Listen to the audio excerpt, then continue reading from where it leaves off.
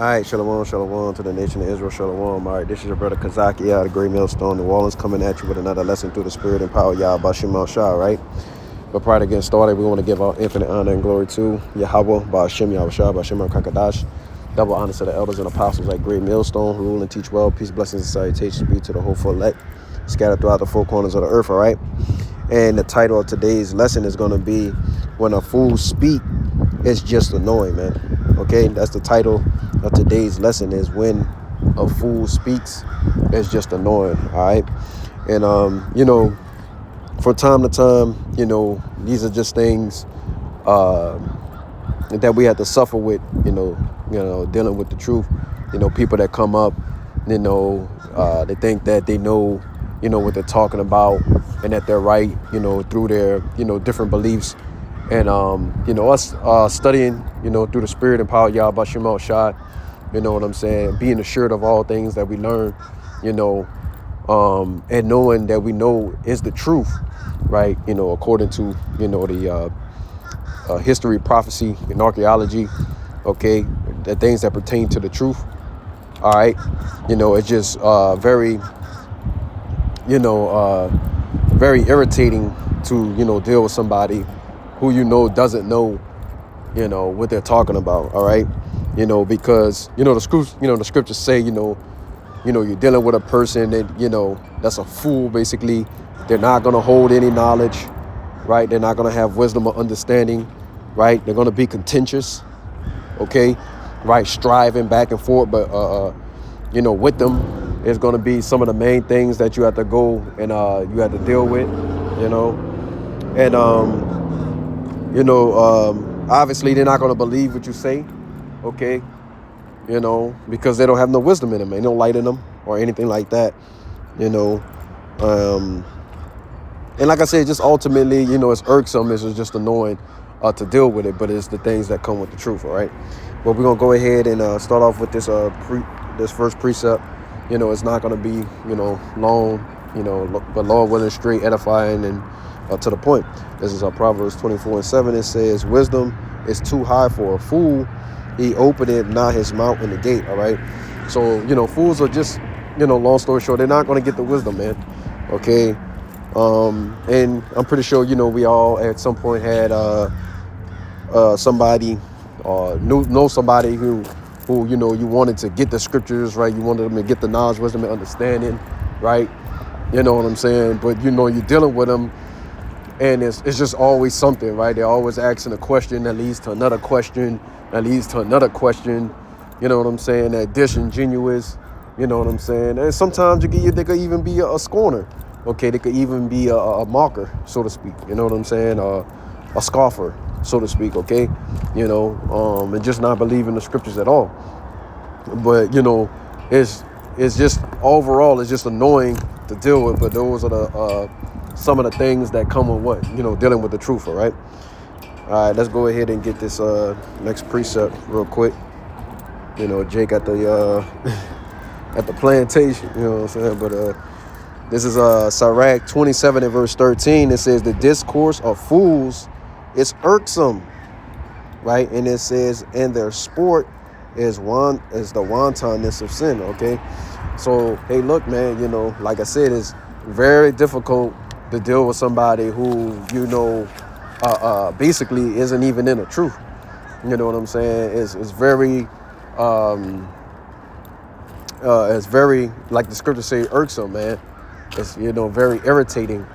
It's very annoying, because ultimately at the end of the day, you guys don't have anything in common. The things that they want to talk about, you don't care about, and you don't care to talk about it, but you got to talk about it, maybe to pass the time, or maybe, suffering, having to deal with them, and those are things that, also come, with this truth, man.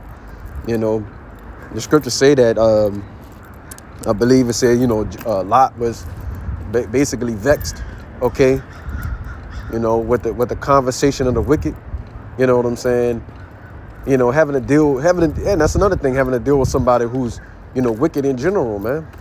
Because ultimately, if you're not in the truth, right, If you're a fool according to the scriptures, you're wicked, man.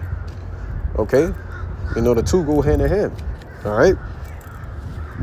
Let's go ahead and get another precept. All right. This is Proverbs 17 and verse 28. It says, even a fool, when he holdeth his peace, is counted wise, and he that hath shutted his lips is esteemed a man of understanding. Okay, so the scripture say what, man? Even a fool, if he hold his peace, he's counted as being wise. Okay? All right, man? Sometimes you just got to shut up, right? Okay, and just listen, because you really don't know what you're talking about. All right? But a fool is going to be what? A fool is going to have many words, right? They're going to always have something to say, right? You know what I'm saying? Which I believe, I may have a precept on it, going into that, man. Okay? Because these people, man, they come up, with their own thoughts, right? They be into their feelings about, what the scriptures actually mean. Okay? And they're wrong, and you're trying to explain it and break it down to them, right? But they're not listening, or they halfway paying attention. It's just, like I said, it's stupid, man. Hearing them talk is like, what they say in the world, it's like nails on a chalkboard, man. Like I said, it's just annoying, okay? All right, let's go ahead and get another precept, because, this one won't be, too long. We're just going to hit the points, get out of there. All right, this is Proverbs 29 and verse 9. It says, if a wise man contended with a foolish man, whether he rage or laugh, there is no rest. Okay, you see, you hear that? If a wise man, and it doesn't matter what it is, man, because their talks aren't going to be what? They're not going to be spiritual talks. You can't have spiritual talks with a fool, man. Right? Their talks are going to be, other world. Okay.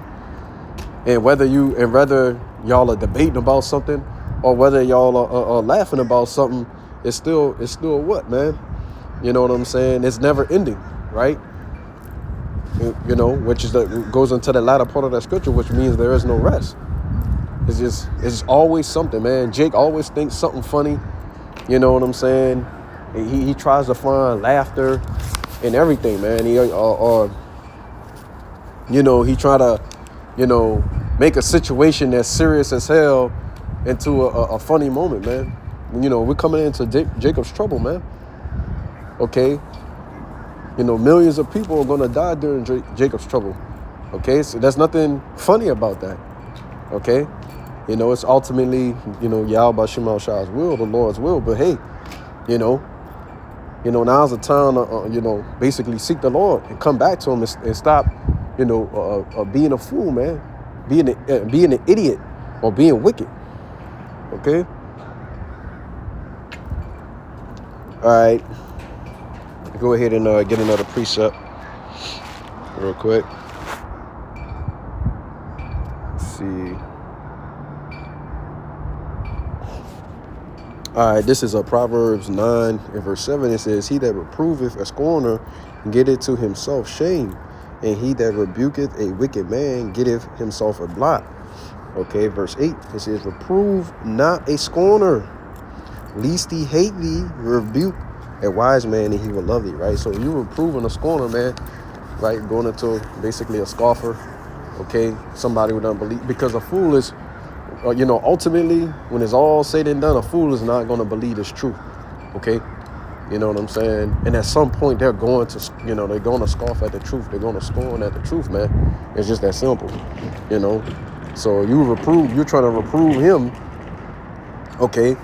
You're basically, doing yourself a disservice, man. Everything is falling on what? Deaf ears, all right?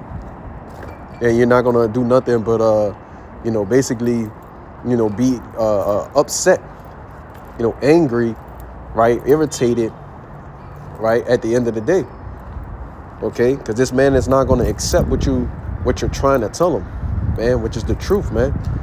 All right. All right, let's get another precept.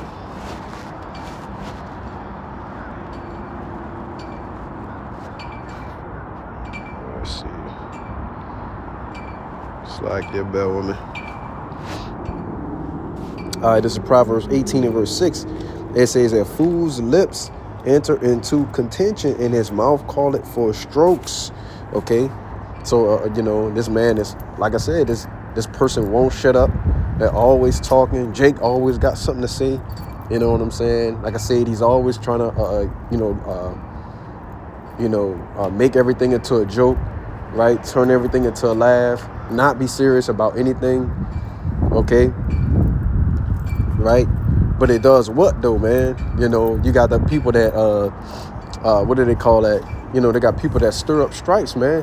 They basically, you might have a Jake, you might have, let's say this, you might have a Jake that's serious and take things more seriously, right? And then you got a Jake that's always clowning around and playing, but that Jake that's always clowning around and playing and joking around, okay, keeps basically messing with the Jake that's more serious, man. That's, not really about joking and fun and laughing and, not, at least not all the time. You know what I'm saying? But guess what, man? You know what I'm saying? You got yourself into, some trouble with that guy. Why? Because, he like I said, he's irritated with you, man. He's tired of hearing you talk. Okay?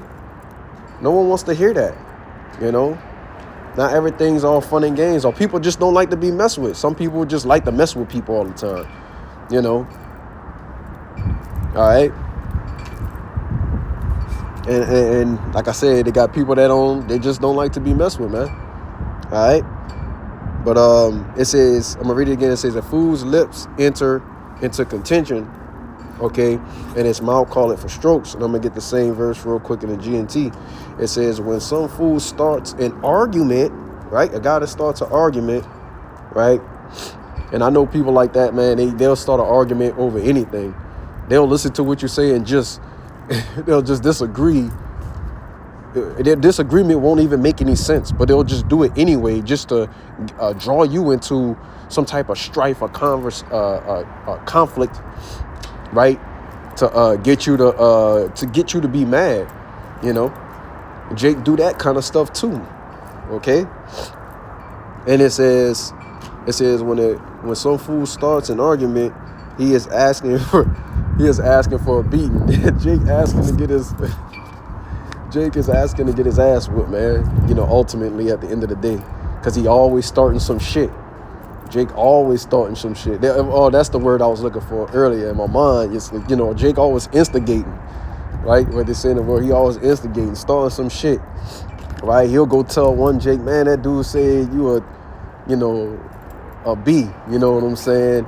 And then he'll go and tell the other Jake basically the same thing. And before you know it, they'll be beefed up, right? Ready to fight or something, okay? And then they'll figure it out that it was this dude that said, nah, you know what I'm saying? They coming to get him, okay? Just some of the stuff that Jake do, just mentioning it, all right?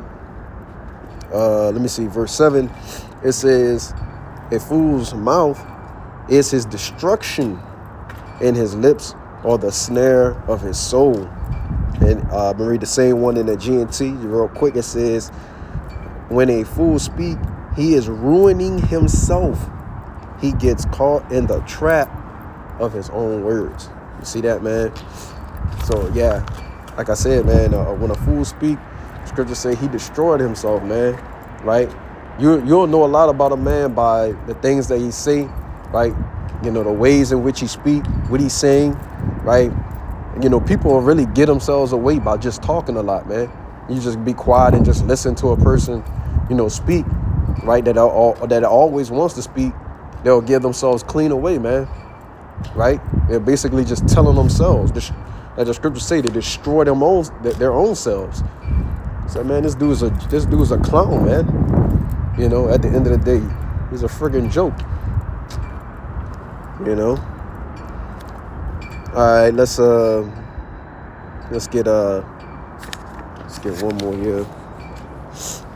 We'll close up. Don't want it to be too long.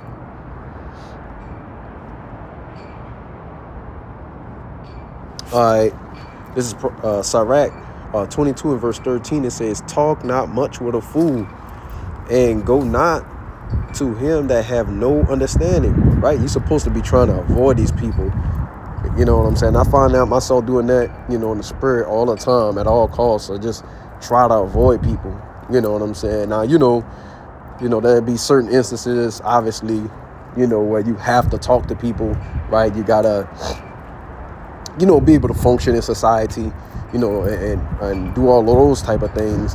But we're not trying to have these long, drawn out, philosophical conversations, and we're not, you're not in the spirit, believing in the truth or following the doctrine or anything like that.